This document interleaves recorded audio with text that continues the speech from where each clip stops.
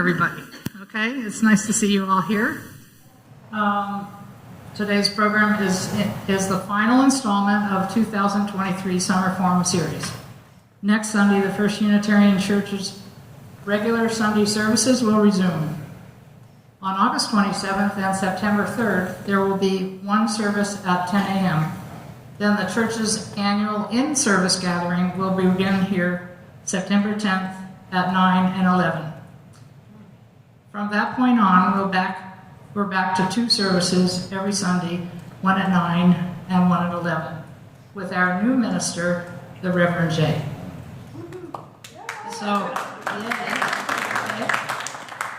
So now we'll light the chalice and take a moment to do that, which is what we do every Sunday.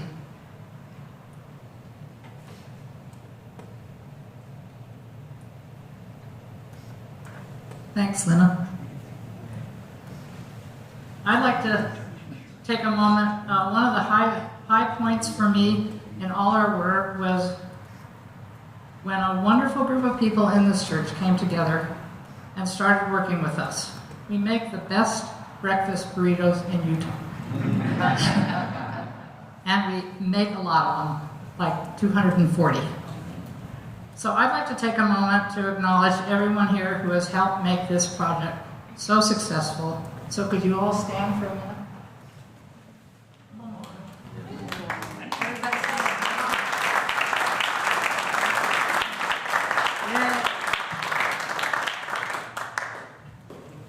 Now I'd like to introduce our speakers.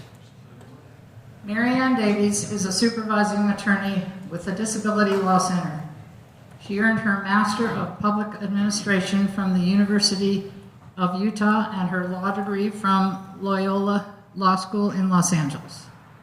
She has focused her practice on individual litigation of disability-based employment, discrimination claims, and systemic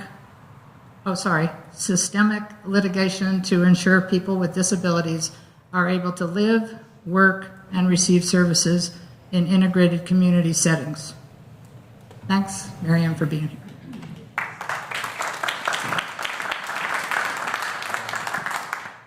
Allison Trujillo is an advocate and PAIMI coordinator at the Disability Law Center, where she works on the community integration and abuse and neglect teams. Allison has a Bachelor's of Science in Computer Science from Embry-Riddle Aeronautical University and a Master of Business Administration from Weber State University. Before Allison began her advocacy work, she was an officer in the United States Air Force, where she served, get this, as a HC-130 aircraft commander in the 71st and 79th Rescue Squadrons. Now that's a real feat, Allison.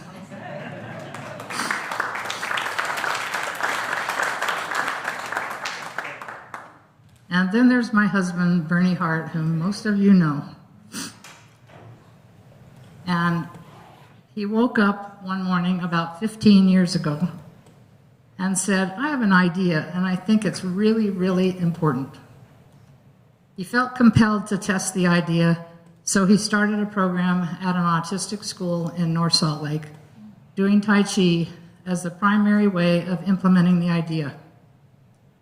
The program was successful, but no one would accept the idea as a reason for success.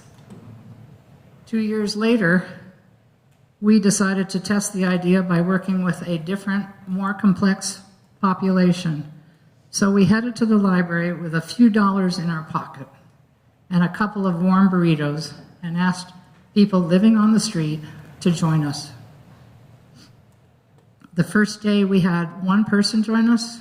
Shortly after we had 10, and now we have 10 years later, we are working with between 40 and 50 homeless people 4 days a week.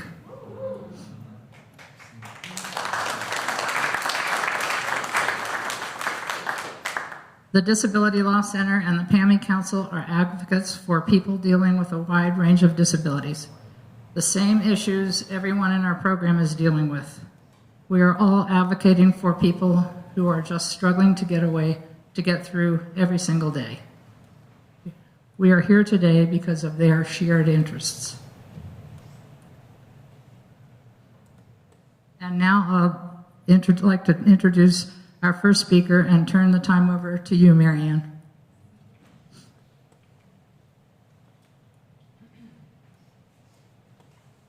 Okay. Well, thank you for having us this morning. So both Allison and I work at the Disability Law Center. And if you haven't heard of us, we are a private nonprofit organization. We're designated by the governor as Utah's Protection Advocacy Agency. So what we do is we work to enforce and strengthen the laws that protect the opportunities, choices, and legal rights of Utahns with disability. So we do have, we have about 10 attorneys right now. We have advocates. We do a lot of work. Our services are at no cost to our clients. So our work does include individual litigation under the Americans with Disabilities Act on issues such as accessibility in terms of getting in the door places, making sure that there are ramps, curb cuts, assistive technology. We do a lot of civil rights work in terms of ensuring, people's basic civil rights under the ADA are protected, whether that mean they're free from abuse and neglect, or they're, able to live in an integrated setting. The community living piece, I'll talk a lot more about that. We do special education. We do housing work under the ADA and the Americans with Disabilities Act and the Fair Housing Act. And that work actually extends beyond disability into all protected classes. And then as mentioned, I do a lot of work on our employment team in terms of our individual employment cases that we take when people have been discriminated in the workplace. But if this is a wide range of what we do, and if you ever yourself or anybody have a legal issue that they're dealing with, you're welcome to contact our offices, refer them there. We also have a lot of great resources online, but we really like people to know about who we are and what we do so that we can provide as much help as possible. So a little bit more focused on today, what I wanted to talk about was we're going to talk a little bit about the disability rights movement towards integration. But first, just to let you know a little bit more about our agency, why we exist, how these things overlap. So we're what's called the Protection and Advocacy Agency, and every state has an agency like ours. And the reason the P&As were created, and these were actually created at the federal level, we have federal funding, we have federal statutory authority.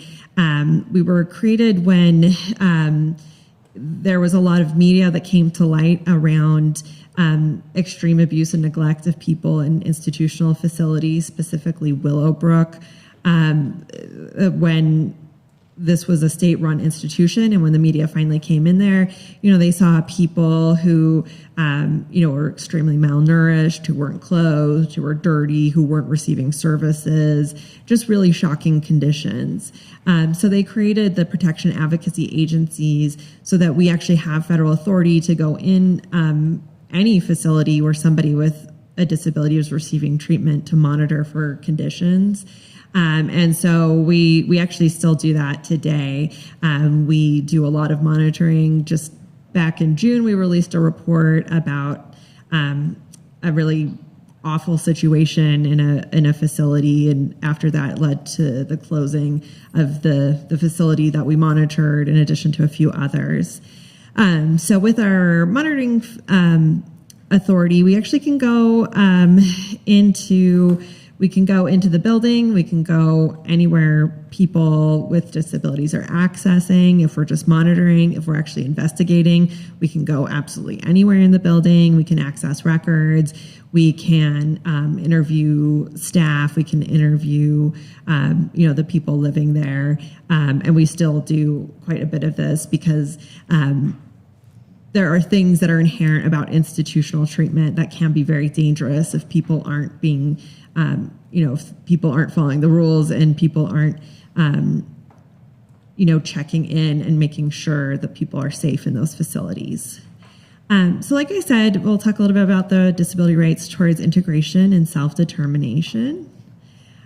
So one of the first laws that actually came out in terms of protecting people with disabilities is the Rehabilitation Act. This was passed in 1973, and this prohibited discrimination on the basis of disability for programs that are either within a federal agency or receiving federal financial assistance from the federal government. This really mirrors the Americans with Disabilities Act, but it also importantly requires, federal programs. It prohibits them from discriminating, prohibits them from discriminating in employment, and also discriminating in terms of how people access these federal programs. And then that was followed by the Americans with Disabilities Act in the 90s, and the Americans with Disabilities Act is a really incredible federal protection. Without the ADA, there would be no recourse if someone fired you from your job, or there would be no enforcement if you couldn't access a building because it wasn't wheelchair accessible. That type of discrimination would be allowed without the ADA. So it's a really important civil rights statute. Another thing about it that I think is really important to note is it's the only civil rights statute that requires, the government, employers, private businesses to take proactive action in order to create equal access. So that could, like I mentioned, that could mean, creating a ramp to get into a building, or with your employment, granting reasonable accommodations. These are all things that the ADA require, proactive measures from in order to create that equal access for people with disabilities. So one part of the ADA that I wanted to focus on today was Title II of the Americans with Disabilities Act. This applies to government agencies. And what that says is Title II's integration mandate, there's an actual integration mandate that requires a public entity's services to be provided in the most integrated setting appropriate to the needs of qualified individuals with disabilities. So the integration mandate is very important because it gets back to this idea of institutional settings and where people are receiving services and where people are living their lives. And we'll move on so we can get a little bit more into kind of what this looks like. So in 1999, the Supreme Court affirmed the integration mandate in the Americans with Disabilities Act in the case of Olmstead v. LC. So the case of Olmstead v. LC involved two plaintiffs. They both had intellectual disabilities as well as mental health disabilities, and they were receiving treatment in a state-run institution for people with mental health disabilities. However, they had all of their treating physicians said they were, they had gotten kind of the maximum benefit of being there, and that they were ready and appropriate to move into the community. But the state of Georgia had no community setting, so there was nowhere for them to go. So these two women were essentially trapped in this really restrictive institutional psychiatric facility. And they thought, this is wrong. And the ADA also says that, hey, state, you need to serve me in the most integrated setting. Now, a locked facility that's only people with disabilities, that's very restrictive, is not a very integrated setting if your treating physician says that you can be in the community and that's where you should be receiving services. So they did sue the state of Georgia, and the Supreme Court upheld Title II, the integration mandate, saying that unjustified segregation of individuals with disabilities is a form of discrimination under the Americans with Disabilities Act. We do still see problems with this today. You may, it may be the thought that, kind of the, sending people away to these institutions is a thing of the past, but there's still a lot of institutional facilities that exist. There are places called intermediate care facilities that are essentially nursing homes for people with intellectual disabilities, but you don't go in there, when you're older in life. People go in there very young, as children even, and then they spend their whole lives in a facility that is locked. Their people are told their meal times, and they have very limited choices in who they can interact with, who they can be friends with, who they can have relationships with. We have been in facilities because the funding is so low in the state where we've seen a lot of really dangerous conditions, where we've seen resident-on-resident abuse, where we've seen, people not getting appropriate treatment. And there's also different psychiatric facilities that exist today in our communities where it looks very similar, where people really aren't in the community living full lives. They're in these very restrictive settings. And, when we talk to a lot of individuals, they will say, we're here because it's better than being in the street, which is a fairly low bar when you consider, what someone's full life could look like. And so that's why our agency exists, is we do look at, we look primarily at litigation for these type of issues. We did sue the state back in 2018. We filed a lawsuit against the state for how they administered their intermediate care facilities. And we also have pushed for, more integrated settings in terms of, where people are working. There are still sheltered workshops where people get paid a piece rate meal, to be like ripping pages out of books and things like that. And so that's why our agency exists, to advocate for people to have opportunities to be in the community, to work alongside their non-disabled peers, and, to ensure that people are accessing the community, making choices about their lives that everybody else does. And I think in terms of, I know you all have been learning a lot about issues regarding the unhoused, and, where I think that work really overlaps with what we're looking at is that, there certainly are a lot of people with mental health conditions who are unhoused. And I think one of the things that's really concerning, at least for our agency, is that there's been kind of a reaction to the integration movement, because adequate community services weren't developed on the mental health side. You do see a lot of people who experience homelessness or have been incarcerated. And I think, there's kind of this movement among professionals or folks in the government thinking, hey, well, the problem is we closed the institutions, so now people are on the streets, so why don't we reopen the institutions? But what we have found in our work is that institutions aren't always the best setting for people. They're really restrictive. They can be incredibly dangerous. And it's also, segregating somebody away from society entirely. And so, we've seen things like in New York where, this is the headline, Mayor pushes plan to force homeless New Yorkers with mental illness to seek help. So they were essentially looking at involuntarily removing people, putting them in hospitals, doing like forced medications. A hospital is an incredibly restrictive setting. It's not the community. So rather than serving people in a community setting, putting people back into an institution. You also see this within the American Medical Society Journal of Ethics. There was an article that said, though preserving the rights of people with severe mental illness to be treated in the least restrictive setting is noble, it has allowed many people with severe mental illness to fall through the cracks in the system or be rehospitalized in what has been termed the revolving door of acute hospital admissions. And even more egregious situations occur when difficulty being admitted to a hospital leads to homelessness of people with severe mental illness who wander the streets in major cities being arrested or dying.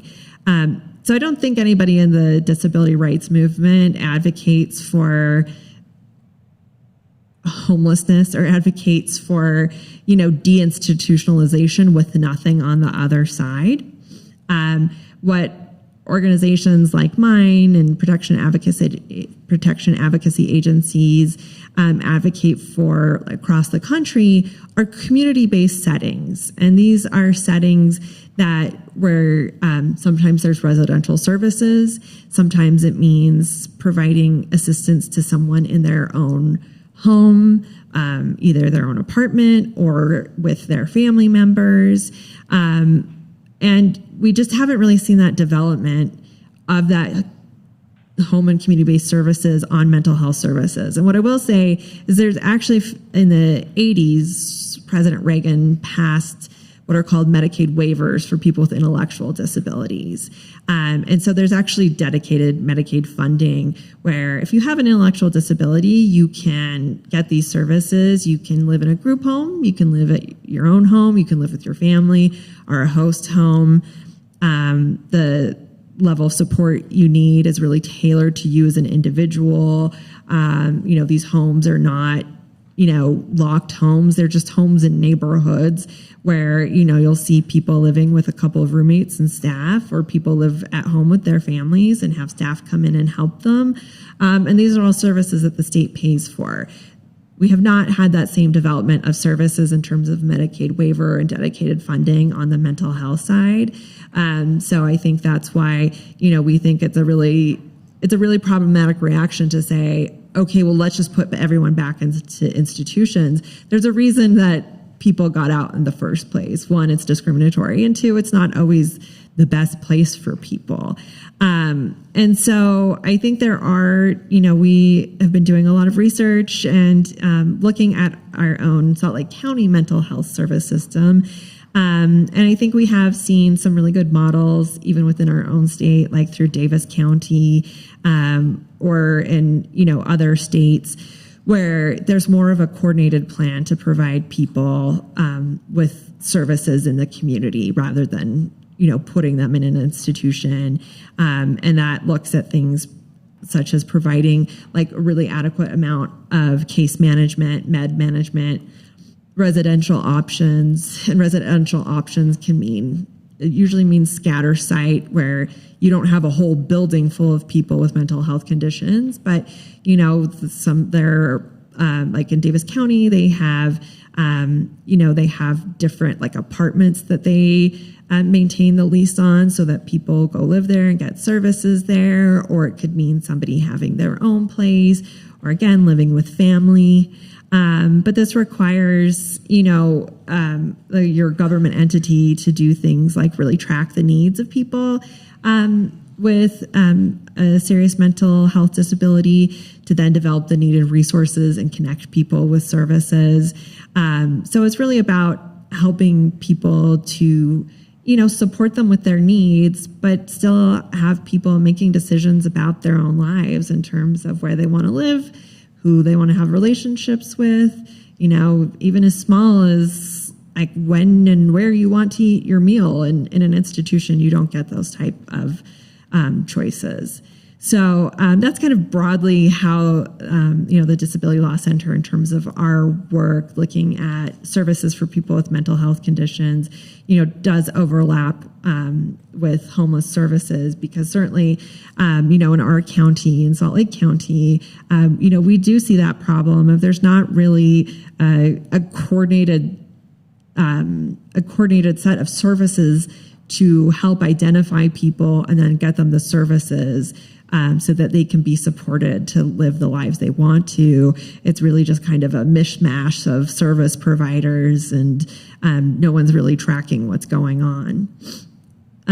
So just a few other things I wanted to mention in terms of like what are actual laws and things under the rights under the ADA that are relevant to unhoused populations. Well, I think one thing, you can always ask for reasonable accommodations in housing.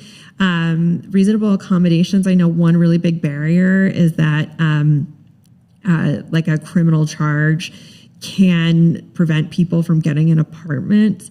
I think under the ADA, now we've never litigated this all the way, but I think you can make the argument that a reasonable modification would mean asking the landlord to change that policy around a criminal charge, if you can show it's related to somebody's disability. So, for example, you have a substance abuse disorder, you had a previous charge, but now you've been sober for many years, but that charge is what's preventing you from getting housing. I think it would be a reasonable accommodation to say, hey, landlord, would you please modify your policy and allow me to live here because this charge was related for a disability-based reason.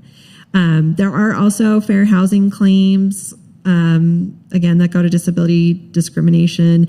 The Fair Housing Act I don't specialize in that act, so don't ask me questions about it because I will not know.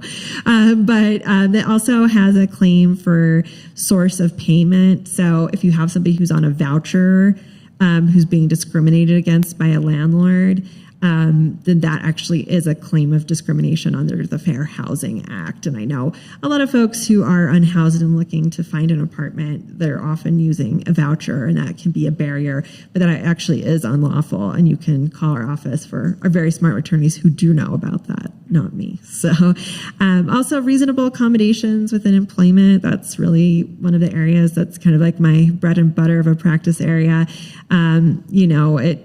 When you're going back into the workforce, what does that look like? How do you do that? And in terms of reasonable accommodations in employment, I think some of the things I see really commonly requested for people with mental health conditions could include like a flexible start time to your day, maybe 1 to 2 days off a month, to manage your symptoms. That could include working from home, although that is dependent on the type of job you have. But you can absolutely use reasonable accommodations in employment. It doesn't mean just changing the physical space of where you work. It could also mean changing a policy, modifying a policy within your employer's business in order to allow you to work. And, some places have like maximum number of days off. Well, under the ADA, you can always request additional time. That would be requesting a modification of that employer's policy. And then finally, there's also something called vocational rehabilitation under the Utah State Office of Rehabilitation. If this isn't an agency you have heard of, it actually is a great, what they do is very cool. You go in there and you say, I have these job goals, and this is how my disability creates a barrier, and they actually can provide funding for rehabilitative services. They can pay for schooling. They can do all sorts of things in terms of like transportation assistance, those type of things that prevent people from working to help people get into a job. Their agency is not perfect. So we actually also have a program in our office where if you're having a problem with your voc rehab counselor, we have a really great advocate who can work with you and your counselor to kind of get things on the right path. But it's, in terms of just looking for resources of how do I get into employment, I'm having, I need these therapeutic services. How would I do that? Vocational rehabilitation is a really good place to go because they can pay for those things. So, that's everything I have. So I will turn the time over to Allison.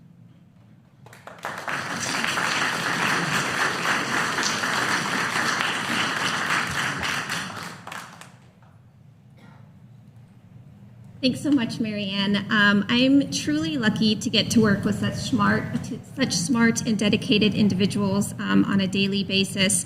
But I also am really fortunate to get to work with the PAIMI Advisory Council at the DLC as the PAIMI coordinator. So as Marita so kindly introduced me earlier and mentioned, this is one of the roles that I have at the DLC. I will apologize in advance. It is a little bit acronym heavy. I knew that the military loved acronyms. I did not realize how much lawyers also love acronyms. So what we will do is we will start with the PAIMI Act. That is the Protection and Advocacy for Individuals with Mental Illness. This was passed in 1986 by Congress in an effort to stop the abuse and neglect as well as other rights violations against people with mental health disabilities.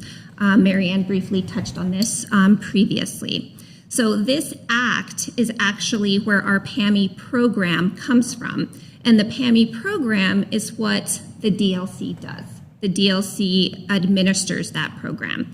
So again, we provide legally based advocacy services. We protect and advocate for the rights of individuals with severe mental illness as well as severe emotional disturbances.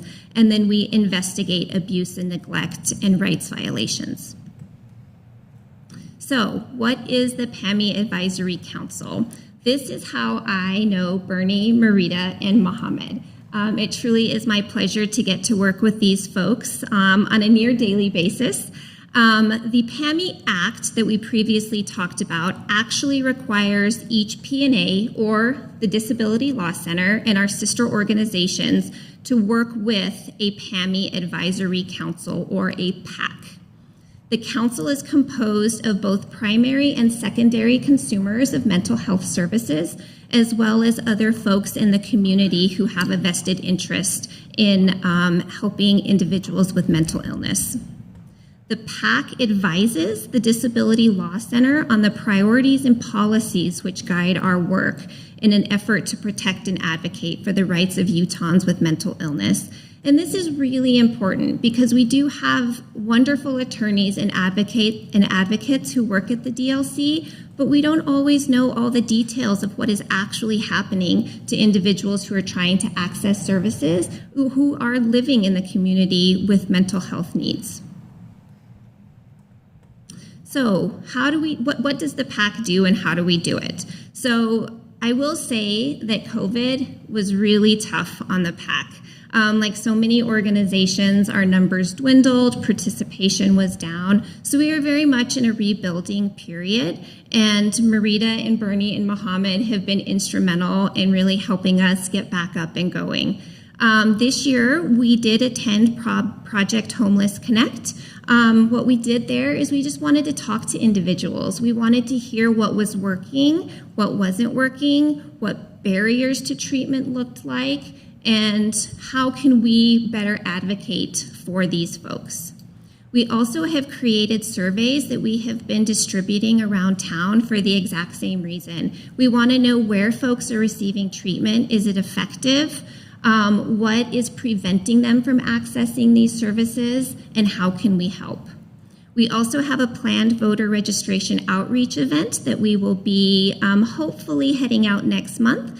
I think our initial plan is to go to Mental Health America, which is the Utah chapter, to really reach out to our unhoused community and let them know that they still can vote and that their voice does matter, and we will help them get connected and ensure that that's an option for them. We always want to continue our community education efforts. Just like Marianne said, it's important for us to let the community know that the DLC is here for them, and so is the PAC. Everybody's personal experiences matter, they are valid, and they're instrumental in helping guide our work at the DLC. So please come join us. We meet the first Wednesday of every month at the Disability Law Center. We also have a virtual option always. The information for login to Zoom is always posted on our Facebook page as well as on Instagram, or you can call the office or even send an email. Bernie and Marita and Mohammed are all great resources as well because we are fortunate enough to see them just about monthly. So I wanted to keep my portion brief so that we can ensure that we have time for questions at the end. So I will hand it over to Bernie, and then we'd be happy to chat further with everybody.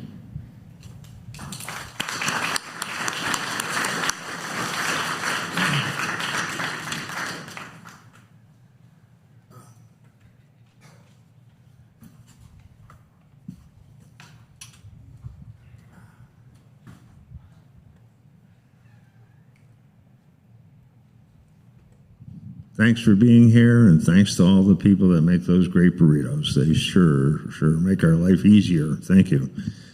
I don't do this often and don't have an opportunity to talk about what we do, but that's what we do.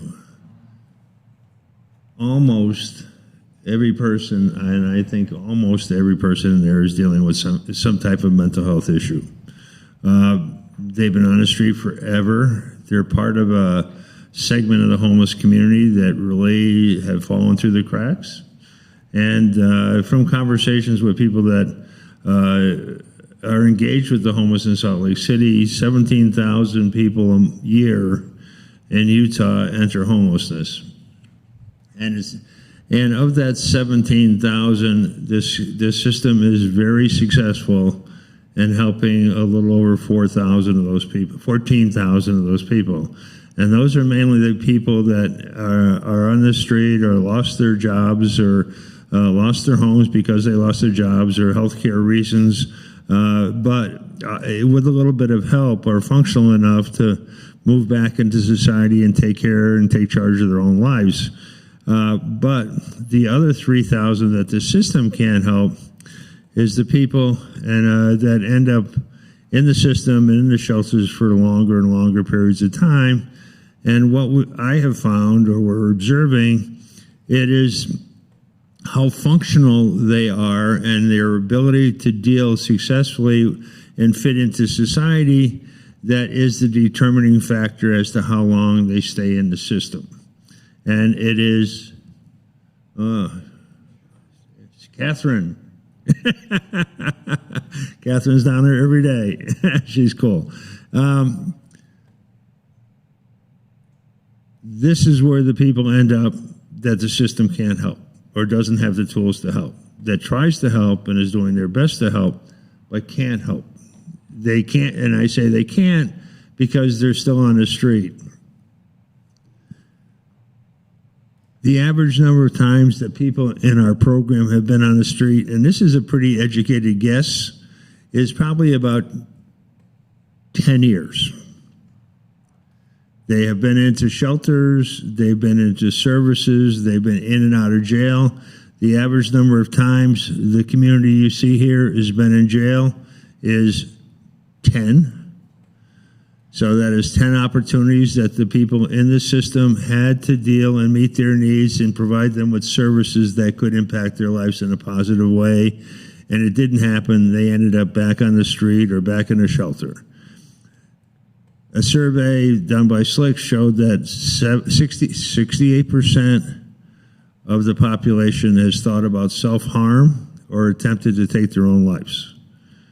So this is a population that struggles with high levels of disabilities and problems. And they come together, almost all, 4 times a week, and they're with us on a regular basis, and we've had some success working with them. Just a couple of names. That was such a cool day. Yeah, singing opera at the Tai Chi. But a couple of people that are in our program that just come to mind. Jen, who her and her sister have probably or were on the street for probably at least over 20 years. It came to us about 5 years ago. Jen came up to me 2 days ago, 2 days ago, and she's so happy, a big smile on her face. She's off drugs, she's in housing, and she found a job. And so it was almost like, this was over the top, out of the blue, and we never talked about jobs with her. We never talked about housing with her because our program works in such a way that if what we're doing is right and in helping people and getting them in a better place where they can make better decisions on their own, they will decide on their own when it's time to go into housing and go into jobs. So when she came up to me on her own and went out and found the job without any encouragement, it was really over the top. And Martin is back with us. He's been on the street for about over 20 years. He's in a drug program now, but he's over-medicated and struggling, and so we'll be working with him. Sherry, the burrito people here, came to me the other day, not young, probably in her 30s. I talked to her. She had been on the street for about 15 years, sleeping in a tent. She said she gets by through the day with our burritos in the morning, and she had 2 of them, and then she goes to Crossroads and picks up additional supplies in the course of the day, and that's how she managed to get through her day on a day-to-day basis. And so Brian too is severely schizophrenic. Marcia has been on the street for years. David Black is one of the most arrested people in Salt Lake City. He's been in trouble out of his life forever. Shane, Parks, Adrian, Michael 1 and 2, Chris, Fred, on and on. people in our program that have been on the street forever, and some changes happened in their life. So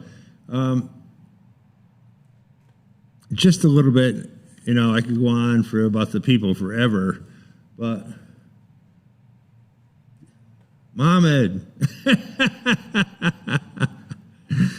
cool guy. He leads us. He was on the street for a long time. You mind if I talk about you, Mohammed? It's okay? Okay. Yeah, Muhammad's been in and out of mental health institutes for a number of times.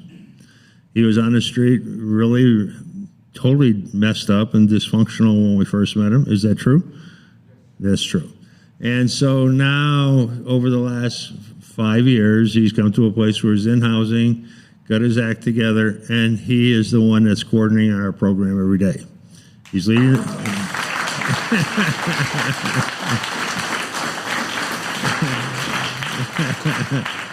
He deserves that. He's cool. And where was I at? So I want to just briefly touch on what we do and why we do it. And when Marita said I woke up with a new idea one day, and I was a ski instructor for years, and I was a nervous skier. It was never great. I learned to ski at a later age, so I was never comfortable. But I could never learn and feel really like this is what I should be doing, but I was still an instructor helping people. And it was a problem that I had to learn to deal with. And through dealing and talking with people and interacting with people, I observed something as an instructor in the learning process. And what I found was that people that had, and it's all about movement and motion, and as you can see in our program, it's an integral part of what we do as a form of, I believe it's a form of therapy. What I found is that people with good balance had trouble skiing. This is pretty just a simple concept. And people that had good balance were comfortable skiing. And people that had sort of a moderate balance some days were comfortable and some days they weren't.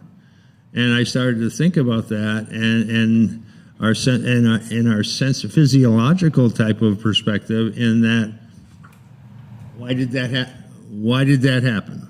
Why was that happening? And I came to believe that through our physiology, our physical selves, when we learn to walk and when we learn to move as a child, we each experience that in a different way. And the main factor in all that is physiology in our DNA creates parts of us that are different in each of us, and all of us sense our relationship to movement in a different way.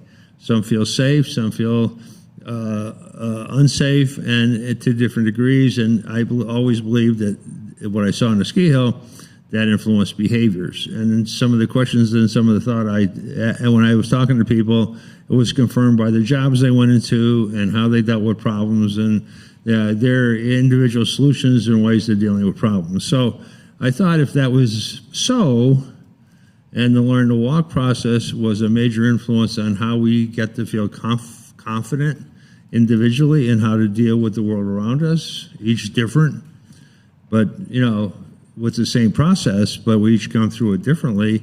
The idea could have an impact on people that were dealing with post-traumatic stress disorder and severe depression and didn't feel comfortable in dealing with the world around them. So, had to test the idea. So now we have bongo boards. We have bean tosses for just coordination. We have stilts that you saw on the screen. The Tai Chi is motion and movement, and 80 different moves that we have to remember. And Muhammad, you're a superstar. He knows them all. But it's an experience with Muhammad because he has had to learn and relearn all the time. And in that process, you could almost see as he learned and got better at what he was doing, his level of confidence went up and the decisions he made and what he did every day changed. And so that was reflected in the decisions he made in how to deal with the world around him. So that's our program. That's what it's based on. That's what we're trying to accomplish, is to instill confidence in people so they can make better decisions. And so now I want to talk about something that's really been important over the last year, and that's the Disability Law Center and the PAIMI Council. Because for years I thought I was out there alone, really questioning the system and getting people upset because I keep shaking my head and saying these people are on the street for 20 years and they're coming out of jail and going back onto the street, and they're coming out of addiction programs and going back on the street, and asking tough questions of the system, and I was alone. And I was comfortable doing it because we had something I thought that was really helping people. And it wasn't just to be negative, it was because we thought we had something. But then along came the PAIMI Council and the Disability Law Center, and I found I wasn't alone. That they have been advocating for the same population and starting. I still have to educate them a little bit, but bring them up to speed. But it's happening, that there are problems out there and how we deal and try to help people. We try to help. We are trying to help, but how effective we are and doing and are helping is really something that we should talk about. So the PAIMI Council and Allison and Marianne, they've really been instrumental in getting out and asking tough questions out there in the community about and advocating for people that are, you see on the screen in our program, that have been out there for years on the street. So this has been a great day for me to talk about what we do. Thank the people that help us. Hi, Katie. Katie and Mel make the coffee every day. And Doug in the back there smiling, delivers the coffee to Ty. Catherine comes down really. Lena and organizing the burritos and all the people that make the burritos, you guys are really cool. And so, and you too. So I just want to say thanks. Thanks for the opportunity. So any questions of any of us, please feel free. Thank you.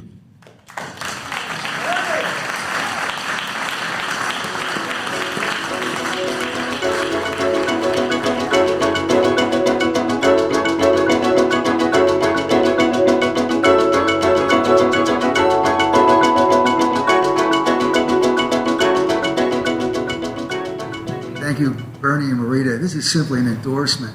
I think the singular most important way you can understand this, I was walking over some time ago to participate in street Tai Chi, and there was a fella who was having a very angry monologue with the sky.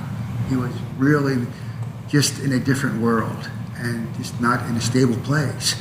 And anyway, I forgot about that. I moved into Bernie and Marita's group, and I'm doing Tai Chi. And there's like about 50 people. And then I see this guy in complete equanimity with, thanks to what Bernie and Marita provide for mental health. Seeing is believing. It's very powerful. Do yourself a favor. Understand by going and doing the Tai Chi with Street Tai Chi. Yeah, we've got a question here from Zoom. Susan and Bill Jarvis are writing, what is in place in Utah for recipients of assistance who are dropped off the assistance when they are successful working for a few months? That's a question from Susan and Bill Jarvis. I think so there are some programs in which like government programs where you can hear about a cliff where if you make over a certain amount of money or whatnot, that all of a sudden you lose services. Those usually have to do with like Medicaid and Social Security because they have asset and income limitations. So you can have a house and a car for Social Security, but not over $2,000 in cash and savings. But there are actually like lots of programs through Social Security that allow for you to do different kind of like when it comes to work, it will allow you to have like a trial work period where you do 40 hours without it impacting your benefits to see how that works out. lots of people also, you can still work if you're on benefits. It's just a certain hour number you can have. I think it ends up being like an average of 16 hours per week. So there's lots of ways people kind of manage that with their benefits. But that, like I said, that primarily relates to programs through the government that have these asset and income requirements. With Medicaid, I do know people who do have to keep their incomes over a certain amount in order to ensure they're able to get their in-home supports ongoing. There are different things like ABLE accounts that allow you to put money in a savings account if you got it from work, and it doesn't count towards your income and asset limitations. So you can put money into a special account where it won't tip you over that $2,000 cap, and then you can use that money to pay for expenses related to your disabilities. So there's lots of different ways to manage these things, and there are even people who work at places like vocational rehabilitation that are benefits counselors that know a lot about all the ins and outs of Social Security and Medicaid, and can work with people to help them figure out, how to earn an income and be, self-supportive without losing particularly their Medicaid. If you have a significant disability, Medicaid will pay for just a lot of things. And so that's usually what people are avoiding losing. They just don't want to lose their Medicaid. So not sure if that quite answers the question, but. Just a comment. From somebody, my perspective, and which is usually a little different, not from what you said, but in this, looking at the system itself, the benefits and the rules and the regulations are put in place, and the restrictions based on, I think, our inability to create a lot of positive change. If we could put programs in place that actually help people to function better, we wouldn't have to limit the income and have all these limits. The limits are created to keep the system from spending over, running out of funds. And so there has to be, I'm hoping, a different way to start or have a conversation about benefits related to performance. As the performance is better and the programs are working, you would think you'd reward somebody a little bit for doing better because they would get to a certain point where they didn't need help. And that's the goal of all the programs. So when you place a lot of limitations on the services and what you can get, it may reflect on the system's ability to provide adequate services. So thank you.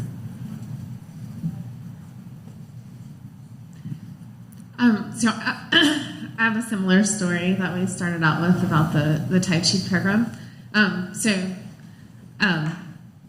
I walk through Library Square on my way to work several times a week, and I always like to say good morning to my neighbors. And one morning it was particularly very, very cold. And so there weren't a lot of people in Library Square that morning. It was probably 8:30. And there was one gentleman by himself, and I was really concerned because it was so cold. So it was good morning, and I asked if he was staying warm and if I could get him a cup of coffee. And he looked back to me and he said he was totally fine. He had been meditating all night. He was waiting for Tai Chi. And he just had, a really good night because he kept thinking about all the things he learned in Tai Chi, and he was in a really good space, and coffee was going to come in an hour. And then he wished me a good day, and then I went on, and everybody was happy.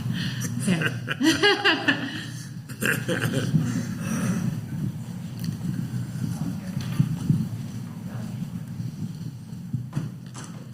I just wanted to comment briefly on and empathize with the limited resources, not only in case management, but this is a broad spectrum. And I know it's hit hard now with housing issues, not only on the minority level, but with the continuous fair market value, the changing of management and property management, and speaking from someone that is a minority and faced incarceration and blah, blah, blah, all of it in one. Currently, in the place I'm living, I haven't even had proper air conditioning in 9 months, and been a landlord and everything else and gone to battle with that in previous. Facing these people and tackling these issues, there really isn't proper scheduling or going to battle with these people because there's such retaliation involved in all that, and there isn't any legalities involved in placement for somebody like me or other people because they will evict us greatly. And, you know, in the legal spectrum of that, there isn't any litigation either because they cannot speak for us because there is no help in that aspect because most of the people that we have to try to help us can only talk about things because there is no legal representation because they cannot act as a lawyer or anything else because they don't have that degree. So we're just kind of stuck in that constant trying to make things live and deal with this in whatever conditions that we have. And we just move on and just hope that we can survive in whatever areas that we're surviving. And it's just one person. And I think this goes on, and it's a big issue within a lot. And of course, they just keep building and building and building. And it's very difficult, and it's very, very impacted. And I'm facing it greatly. And I can't even move out of the condition that I'm in now because of past places that I'm in. And now they're holding me to it, and I don't even have an eviction, but I owe from another place, and now I'm trying to get a litigation on that. So it's a big factor, and it affects my mental health greatly, and it pushes me even down into all the mental health stuff. And I think it needs to be talked about in more of a broad spectrum, and we need to go against these landlords and property maintenance people in a lot more aspects, but also make it more known because there is no help. And I'm saying that very negatively because I've seen it. And I mean, I'm just one person and there's thousands, but yet they keep building and they keep building and doing more low income, but there is no such thing. Yeah, and I'll just mention, so we do, like I said, we do have a housing team at our agency, and so they do take claims of discrimination under both the Americans with Disabilities Act and the Fair Housing Act. We also have a tester program that is kind of like a secret shopper program where we send people out to usually, pose as if they're trying to apply for an apartment. We'll have somebody go who's, white male and then send somebody else in. And if there are differences in treatment, then, we can bring claims against the landlord. We do represent individual people. We don't do eviction claims, but Utah Legal Services can help with eviction. And then our housing work, like I mentioned before, is not limited to just disability discrimination. So if you're facing discrimination under any other protected class, you can contact our agency. So. Yeah, another comment on that. I think in my vision of what we're seeing here between our contacts in the homeless community and the relationships we've built out there on the street and the Disability Law Center and the PAIMI Council, my focus is the PAIMI Council, and people that there may not be legal services available for because there are a number of people, so many people that need help. We may, through the PAIMI Council, if we get organized and get on the right track, start creating publicity about the concerns and public pressure and public awareness of the situation might, over time, done effectively, because Utah is a state that likes to think well of itself, of taking care of people, but in a lot of instances, it's not. I see you shaking your head. So through public pressure and awareness, and through the public, the PAIMI Council, and doing that in a way that just brings attention and education to what's happening in the system, that's my dream, and what I'm going to work for and try and make happen. So thanks. We have another question. Hi guys, back here on the left, or your right panel. My name is Reese Harper. I appreciate you coming and sharing so much. This is kind of a macro question for each of you. This is kind of my first exposure to these agencies and your organizations. If you had to kind of say a problem and a solution, I'm trying to just kind of ask that to each of you, just a problem you see and a solution, just to try to rationalize all that you just shared and get the simple kind of brass tacks. That'd be awesome. In any order you'd like. I can go first. Yes, go ahead. Is this working? Can everybody hear me? Is that okay? I think as the PAIMI coordinator, Bernie hit on it a little bit. I think that education is what the PAIMI Council can improve upon. I think there are so many important issues that perhaps we as citizens are not aware of. And so through the PAIMI Council, we can share those problems, we can educate our community, and through that, ideally create systematic change.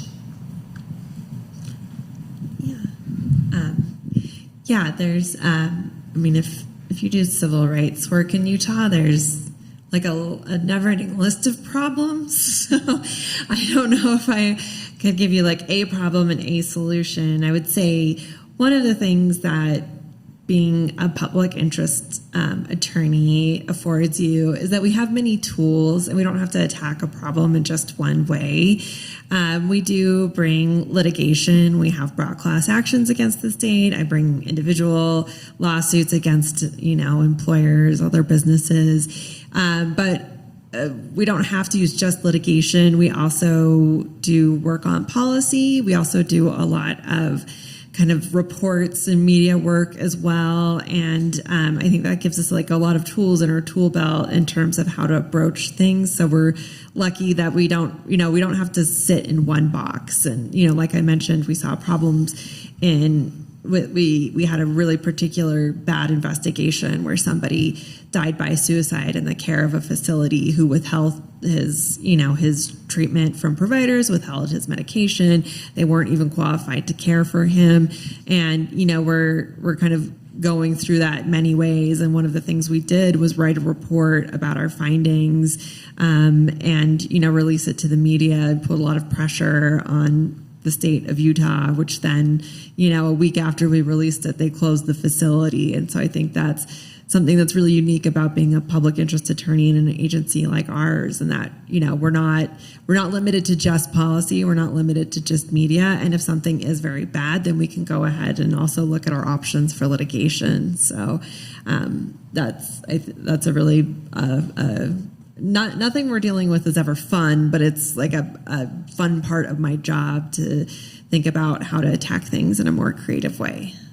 Let me bring up a specific case. I think we've all seen the double tragedy of homeless encampments, the safety and sanitation issues involved, as well as the follow-on tragedy of those encampments getting torn up by the city.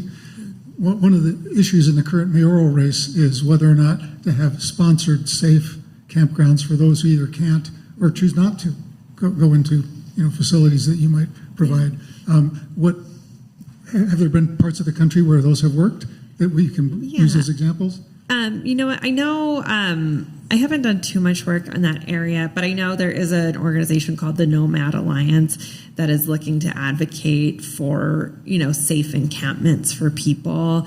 And they have weekly meetings. So if you're interested in learning more about kind of what that looks like, I would definitely suggest getting in touch with their organization.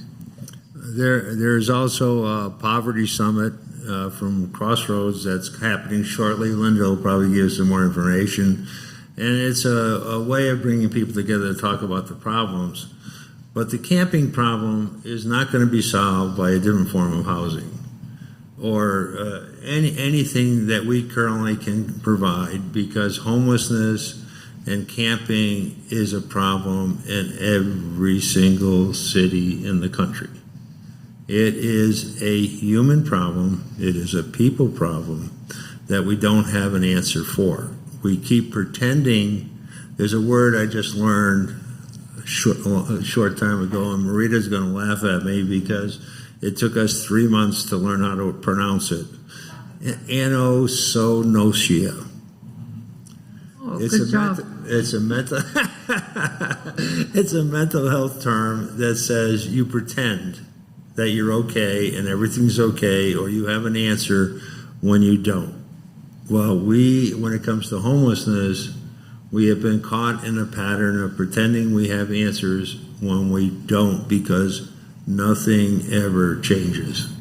And so we have to move beyond the answers we think we have to start looking at something new and different. One of those options, and I hope there's more out there in the country, is our program, because we're looking at the whole situation in a different way, through a different lens. And I refuse to say we have a good program until we actually have evidence that the people that we're working with are moving, and people dealing, and we're dealing with some of the toughest population in the state.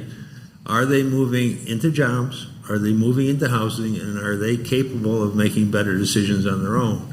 And when we can move people into encampments and camping and not deal, and we do it without dealing with their mental health issues and their addiction problems, pretty soon we're going to start filtering the people that can go into the campers into what we're finding is some kind of tiered system where the housing and the programs just deal with the people they can, and the people they can't deal with end up back on the street and camping. So, and anosognosia.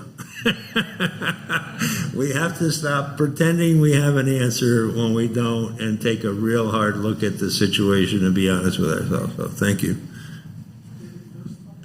Yeah, the word of the day is anosognosia.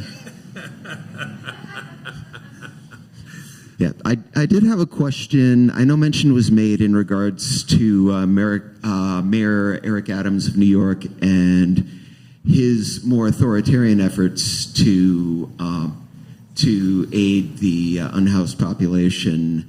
I know that is combined essentially bringing people in, sometimes using direct coercion, and putting them on meds, and also subsequently getting housing for them. I guess the big question for me is, yes, what about the situations where, say, for instance, someone has bipolar disorder and they're going unmedicated and they're in a manic state and making danger for themselves and for potentially other people? I guess the big question is, well,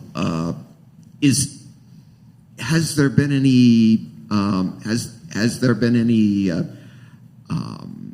positive, anything besides anecdotal evidence as to whether or not this policy is working, or if it's just another way to make homeless people invisible? Yeah, I will say I have not been looking at data for New York's approach to, forcing individuals with mental health disabilities into incredibly restrictive settings. our agency advocates for people with disabilities. We have many folks at our agency who have disabilities. We have many folks at our agency who have family members with disability. I myself have my own mental health disability, and I will never, our agency position would never be to advocate for forced medication or for basically criminalizing mental health disabilities. I think one of the things that we see in our own, and the mental health services are run by county, so that's why I'm just referring to different counties, but I think what you see in Salt Lake County is really only an investment in crisis services and nothing in between. So you can get into the state hospital, you can get into uni, maybe, I don't know, sometimes those places are full as well. Or you end up in an emergency room and you get some services and then you get back out and there's not adequate case management, and there's not adequate med management, and there's not adequate scatter site residential housing options for people. And so then people end up in a situation where the only real investments have been in crisis services. So you're bouncing back and forth. And I don't think that is like a coherent system that, respects people's civil rights and actually gives them the treatment that, they may be seeking. And certainly, like I said, if you look at services for people with intellectual and developmental disabilities who do have very great service needs, there are individuals who, because of their disability may, have more aggressive behaviors, may have a lot of, just like other behaviors in terms of like how they interact with people or, how they navigate the world. But that service system doesn't say we just put you in a facility and then put you back out on the street. That's a service system that says we're going to support you in your home. We're going to support you in your community. And sometimes that means, having going into somebody's, if you're working and you have maybe a challenging behavior, an accommodation can be having a job coach with you at your job who helps you to manage your behaviors on site. So it's not just this feast or famine that I think we can see in the mental health system. A comment to that point. We're speaking to what we're trying to address in our program. A while back, one of our leaders was homeless, had been dealing with a lot of issues. She shared with me that she was in therapy in the 5th grade or something, and long-term dealing with self-harm, a lot of self-esteem issues, post-traumatic stress disorder. And at one point in receiving care, she was staying at the road home when we first met her, and she first came into our program. She shared with me that at one point she was on 17 different medications. 17. And we worked with her. She had Muhammad's job before, and she's off back with her family and housing and stuff. But when she left us, she was on 7 medications and functioning well. And so the system uses medications, and I'm going to, until somebody can show me different, I'm still going to question the effectiveness of the mental health system in dealing with some of these conditions, because I'm not sure they really even know what causes the condition, what the cause of autism or ADHD or bipolar is, or schizophrenia. They're still looking to find out what causes the condition or what it is. And yet they're making recommendations for medications all over the place. So Maria ended up on 7 medications. We have a fellow in our program right now, 2 people that I think are, and I say this seriously, I think it's almost a point of chemical lobotomy where they're medicated to a state where they cannot function. And these are people I saw function at a very high level. Even though they were addicted on drugs, they were functional and to a certain degree. And they had been homeless for a while, and I saw them both go into programs and come out where they just couldn't function, and they had no life whatsoever. Last week, one of them came. His picture was up there. He was on stilts and running and on a bongo board on stilts and doing Tai Chi on stilts. And then he was whoa. And so, but then he got involved in treatment, and now all he does is sleep. And there's no chance of him becoming a functional person in society at the state he's in. He came to me last week, and he got on the bongo boards, which is a change from the sleeping, and he started playing with the bongo board again, and I saw he was very tentative. And so I went up to him, and I asked him, I said, after he'd got coming off the board, I said, "Are you messing with your medications?" And he had started not taking his medications again. But he was becoming more functional off the medications than he was on the medications.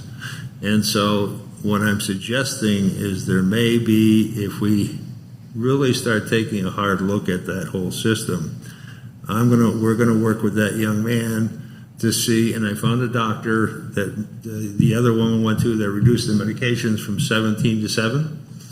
We're going to try and set up a relationship with that doctor so that we can refer everybody in our program to that doctor. And it's not about giving, it's treating the person, meeting their needs, treating it to it's create a degree of functionality, not suppression. And I think if we could start discussions on new ways of thinking about the problems and dealing with the problems, we may be able to come up with something much better than we have now. So these are all great questions. And these are the kind of questions we deal with every day. Thank you. Okay. A quick question, and I hope it's a quick answer, because I know everybody needs to get on. Anyway, a lot of us experience the folks at the side of the road with their pathetic signs, and sometimes they have children, and I've been told that we're not supposed to feed them, kind of like not feeding the wildlife or something, because they get acclimatized to this and they don't go to the right programs. So every time I feel horrible when I drive off and don't help these people. So what would you suggest that we do? What's the most helpful thing we can do when we see these folks along the side of the road that looks so lost and so helpless with their silly signs? I mean, they're not silly. I think they make them up. But at any rate, what do we do? Can you give us some advice on how best to handle that? Something that we run across all the time. First of all, you can tell them they can come get a burrito anytime they want. And what we've found in Salt Lake City in talking to the homeless themselves, and this is their view, is you would have to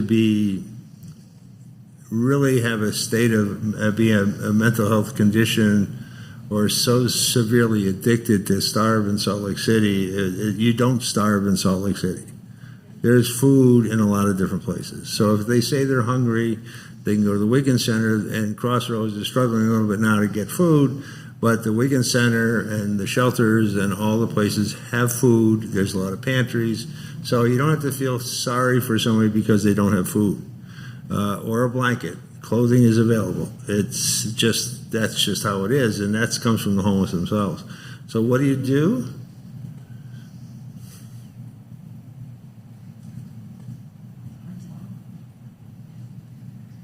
I don't know. Because there are no answers. And if anybody tells you they have an answer on where you should spend your money, you should start asking them how effective their programs are. Are they really helping people? And then find that program that really is helping people, then help them. We have time for 2 more questions. Heather, and then you. Okay, thank you. Yes, this city is not all that huge. And I can understand now that there are many tranches of helplessness and homelessness and the conditions that people are in as they face their problems. Is there any agency in this city that is actually looking after people who are so cold that they are dying in the winter? Last winter we had 17 people die outdoors, 5 in a row, and then it got advertised, or it got written about in the paper. This is a civic disgrace that we have people freezing to death in this city. Who is responsible for those people? Is anyone responsible? Is there any agency that is responsible and could, is it police? Is it, who should be helping? Yeah.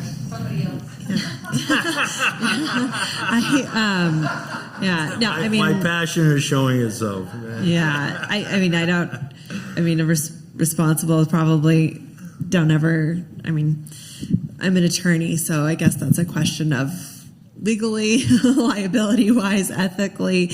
There's now one agency that's responsible for it. I do know that under Mayor Poskupski and the whole Rio Grande debacle, they reduced the number of beds that are available through the road home from 1,100 down to about 700. And certainly our population has grown since then. I know there are other cities, like I live in Mill Creek, and our mayor decided to work with Salt Lake City to open up a warming shelter because it was so cold. I think who's responsible? I mean, I think we're all a community that's responsible. And we see, I see all the time there are some neighborhoods, like they don't want a group home in them or they don't want a warming shelter. And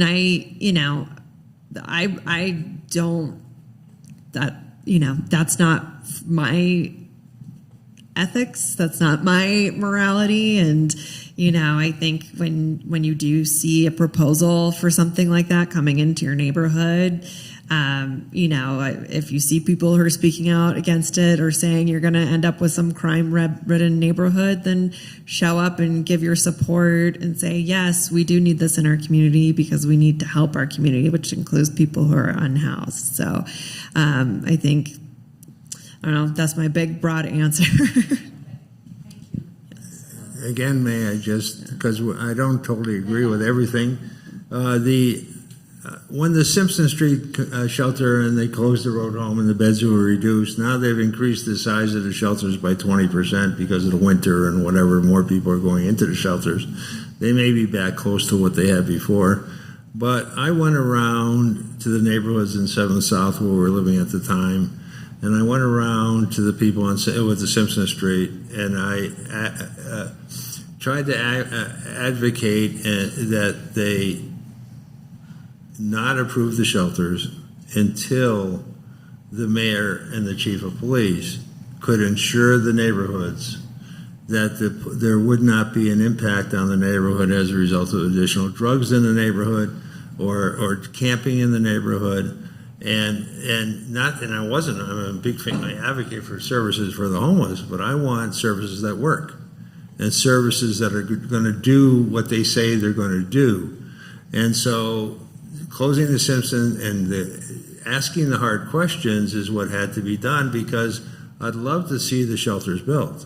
But in the real world, we shouldn't need more if the programs are working. We shouldn't have to worry about tents on the street and drugs on the street and the tents on the street if the system was working and the police department and the mayor could provide the services that we need to make sure that doesn't happen. And before they build those facilities, they should be asked those tough questions, and we should insist on responses from them that they could be held accountable to when, after they built these facilities, the tents show up again. Because you're not helping people by providing services that don't help them and just increase the problem. So it's a tough, how do you say no? It's something you need. Yeah, I'm not saying build more. I don't actually work in homeless services. These are just warming shelters. I do think providing warming shelters on incredibly cold nights is a good thing. So. Yeah, and Unsheltered Utah and the church, the Methodist Church, does a great job at night. When the cold nights, they do a lot, and they're really good. One more. I have one last question. I came in late, so I'm not sure. It's for Mary Ann Davies. For Mary Ann Davies, how are you funded? I believe you said you were a nonprofit, so you aren't funded by the state. So if people have a valid concern and they want to contact you, who pays for it, and how does it work, and how can they get in? Good question. Yeah, we get funding primarily through the federal government. We do take private donations, but our funding comes from the federal government when they set up the protection advocacy agency system for every state. We have different funding for different, all of our grants go towards, we have some funding for people who have mental health conditions. We have funding for work on individuals related to people with intellectual disabilities. We have funding related to helping people with traumatic brain injuries. So If you have a legal issue, you can contact our agency. We're just at disabilitylawcenter.org. We have an intake team that helps people.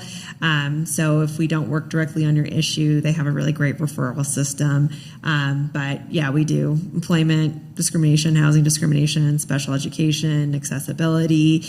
We do take individual cases. We have lots of resources on our website. We have videos on reasonable accommodations and what those look like.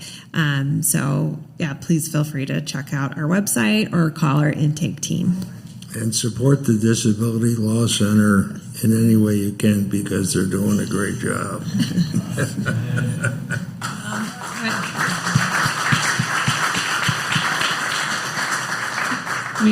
We have one last announcement from Linda Smith about Crossroads, and then we can go into Elliott Hall for coffee, and thank you all for doing what you did.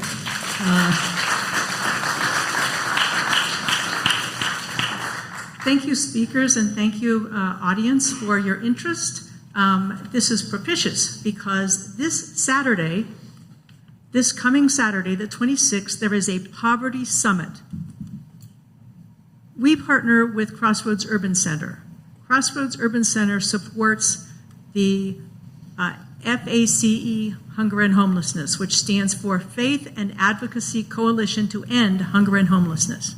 This is an advocacy group comprised of at least 16 congregations and other interested individuals that want to learn about hunger and homelessness and advocate for solutions to hunger and homelessness.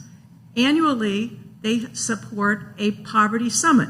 That's this Saturday. There will be speakers from 9 to 1 talking about problems with hunger, problems with homelessness. It is downtown at the Cathedral of St. Mark's, 231 East, 100 South, Salt Lake. It's free. They want you to register online on Crossroads Urban Center website so that they know for the number of people they need to provide food for the free brunch, light brunch that they have. I have this information at the social justice table. There's a detailed list of who the speakers are and what they're going to address. And for all of you that have questions about what could happen, why aren't we doing this, what should we do it more, that's what you need to do next. You need to come to the Poverty Summit on Saturday. Thank you.